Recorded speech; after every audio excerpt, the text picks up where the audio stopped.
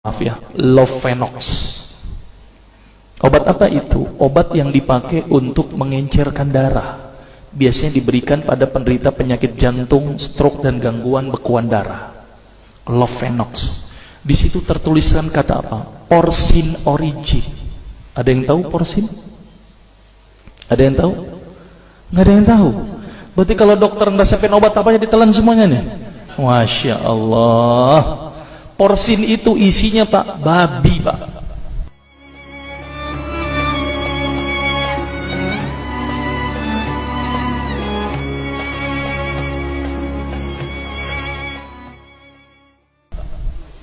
Malah di boxnya tertulis kata-kata benar-benar bersumber dari babi. Saya bilang, waduh, berarti dok, kalau antum ngeresepin porcine satu pasien, antum telan itu obatnya, kira-kira ibadah orang tersebut diterima nggak sama Allah? Diterima atau tidak? Tidak akan diterima dok. Siapa yang dipersalahkan nanti? Antum yang menuliskan resep. Satu. Diambil lagi obat yang kedua. Saya cerita latar belakang dulu ya sebelum saya terapi senyum. Diambil obat yang kedua. Pada waktu itu diambil apa? Actrapid. Apa itu? Insulin. Tulisannya apa? Human insulin.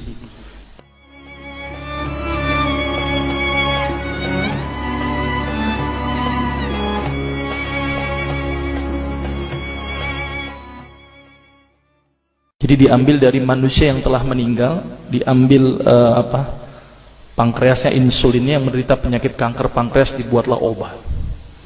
Berarti dokter sudah menyuntikkan manusia ke dalam manusia. Diambil lagi obat yang ketiga. Luar biasa ini dokter. Apa Ustadz ini? Diambil obat namanya analsik. Apa itu analsik? Obat untuk pusing. Ini di kalangan dokter sering resepin ini. Isinya apa? Antalgin dan diazepam.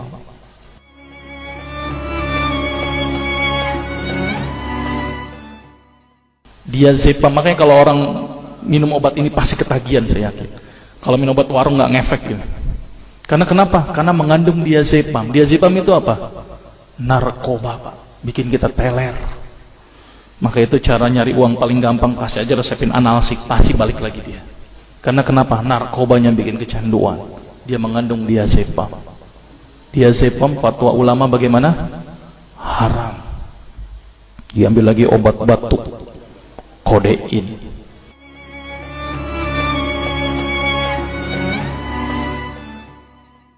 Maka itu kita minum obat batuk langsung hilang batuknya karena kodein. Kodein ini ternyata derivat dari narkoba. Berarti dokter sudah ngeresepin narkoba. Diambil semua obat sirup di depan saya, lihat semuanya. Ada nggak yang tidak mengandung alkohol? Semuanya mengandung alkohol. Sampai saya pikir, Masya Allah, berapa ribu pasien yang telah saya resepkan obat-obatan haram tersebut. Ini yang menjadi kegelisahan saya Pak. Maka itu saya beda haluan, kemudian belajar hadis, walaupun gak lulus-lulus biarin, gak apa-apa. Terus kemudian saya melihat ada sesuatu yang salah. Kenapa? Karena agama Islam tidak dipelajari secara benar.